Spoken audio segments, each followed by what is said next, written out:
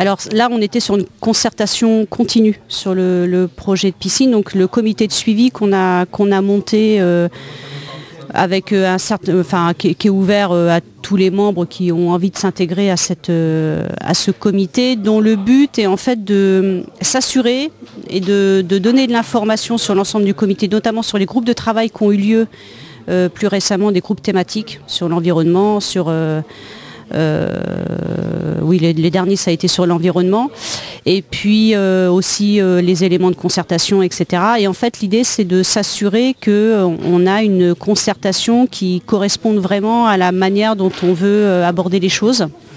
Donc pluridisciplinaire, où chacun a la parole, et qui permettent de réajuster, en fait, soit des thématiques à traiter, soit de revenir sur des sujets, donc demander à l'exploitant et aux porteurs de projet de nous donner telle ou telle orientation ou réponse.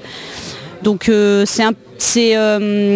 donc il y a des ordres du jour, c'est assez bien établi de manière à essayer de balayer et puis continuer à essayer d'avancer sur le reste de ce que pourrait être la concertation pour continuer à essayer de traiter tous les sujets autant de faire se peut. Alors les derniers groupes de travail où on a eu un échange avec les garants qui nous ont exprimé toutes les méthodes de concertation possibles.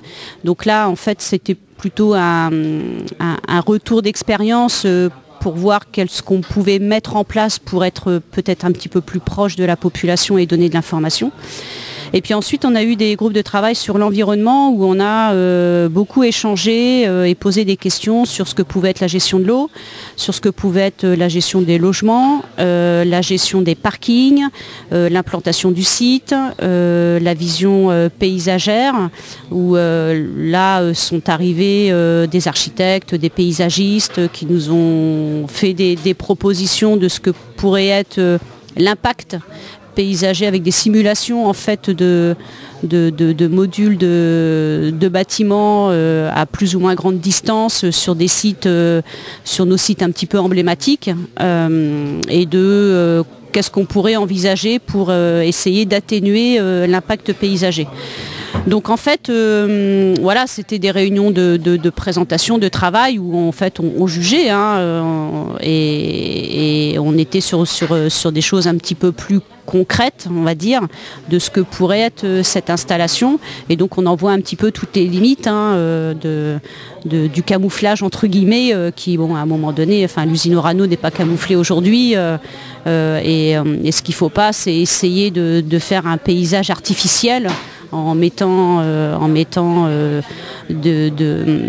des implantations végétales qui n'auraient plus de sens dans la Hague et qui détérioreraient même, dénatureraient même le paysage de notre territoire. Donc voilà, ça a été des questions qui ont été plutôt posées. Donc on attend maintenant des réponses un peu plus concrètes, qui ne sont pas forcément des réponses qu'on va attendre d'EDF, puisque en termes de logement, en termes de... Enfin voilà, c'est d'autres sujets qui se posent, mais qui du coup se rajoutent à des complexités qui existent déjà sur le terrain. Donc c'est en cela où ça peut nous poser question. Et il y a beaucoup de concertations en ce moment, et il va y en avoir de plus en plus. Alors c'est plutôt bien, mais du coup ça demande à la population de se saisir de tous ces sujets qui sont voilà, quelquefois techniques et donc voilà, un citoyen pourrait aujourd'hui passer des journées entières à étudier les sujets de concertation, surtout sur le territoire. En fait on va en avoir plusieurs.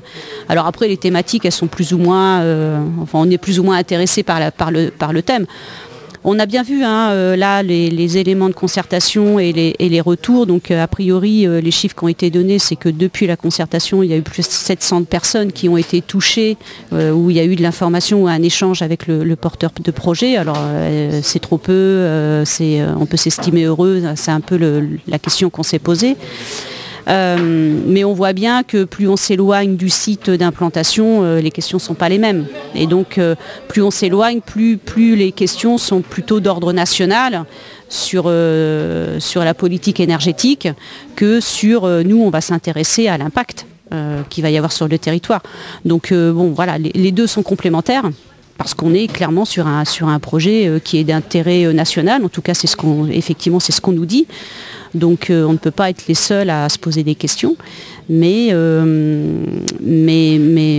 voilà, la longueur effectivement peut perdre en fait certaines personnes à s'intéresser au sujet. Et pourtant il est là. La Hague est un territoire, ça doit rester un territoire et ça ne peut plus être la vocation que d'une usine. Donc on se bagarre beaucoup pour ça parce que justement on peut aussi montrer qu'on a une industrie et pour autant on a une mise en valeur d'un paysage et on peut aussi partager autre chose parce que la Hague c'est aussi autre chose. Et je pense que c'est ça. Et c'est ce dont on a eu peur quand on a relancé le débat sur ce projet de piscine d'entreposage. Parce qu'on s'est dit, ah, ça y est, on va remettre encore sur la table le fait que la Hague, c'est la poubelle de la France. Donc je pense que, j'espère en tout cas que les gens font bien la différence.